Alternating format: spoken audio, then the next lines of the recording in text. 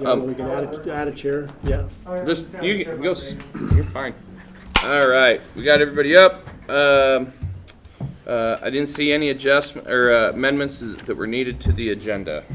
Mr. Chair, make a motion that we approve the agenda as presented. There's a motion on the floor. Is there any further discussion? All in favor? Aye. Aye. Motion passes. All right, first up today, indigent business. How are we doing today?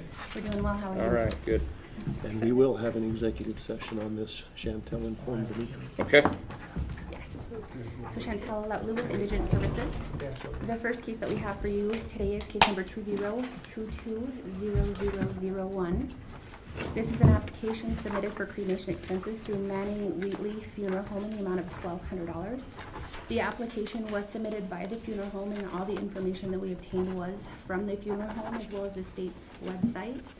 The deceased was a 42-year-old female residing in Bannock County and was not a veteran.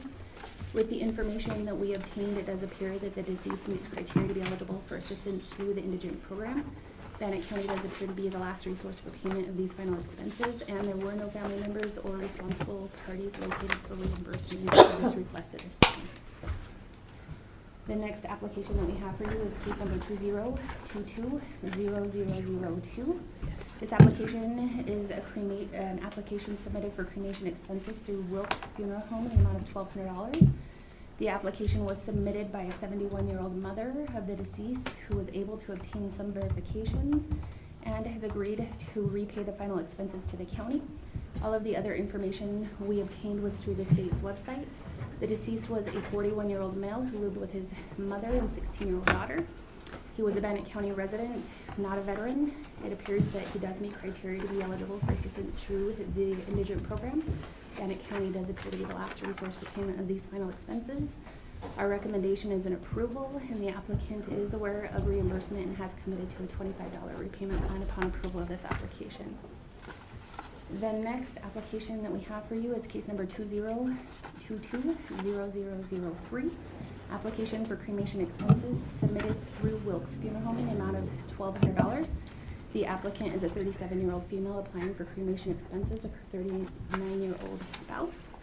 He was not a veteran, and both are considered Bannock County residents. With the information provided, it does appear that the applicant and the deceased meet criteria to be eligible for assistance through the indigent program. Bannock County is the last resource for payment of these final expenses, and the applicant has agreed to a $25 monthly payment plan upon approval of this application. And the last case that we have for you is case number 20220004. Application for cremation expenses submitted by Corey Nilsson Funeral Home in the amount of $1,200. The application was submitted by the funeral home, and all of the information that we obtained was from the state's website. The deceased was a 50-year-old female, considered a Bannock County resident, was not a veteran. With the information that we obtained, it does appear that the deceased meets criteria to be eligible for assistance. Bannock County is the last resource, and there were no family members or responsible parties located for reimbursement of this request. Okay.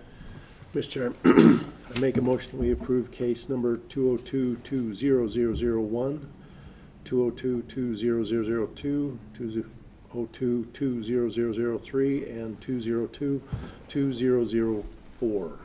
There's a motion on the floor. Is there further discussion or any other motions? All in favor? Aye. Aye. Okay. Chantel, We do have executive session. Okay. I will move that under Idaho Code 74-206 Prim 1D that we enter executive session to consider records that are exempt from the public. Commissioner Tubby, Yes. Commissioner Huff, Yes. Commissioner Moser, Yes. All right.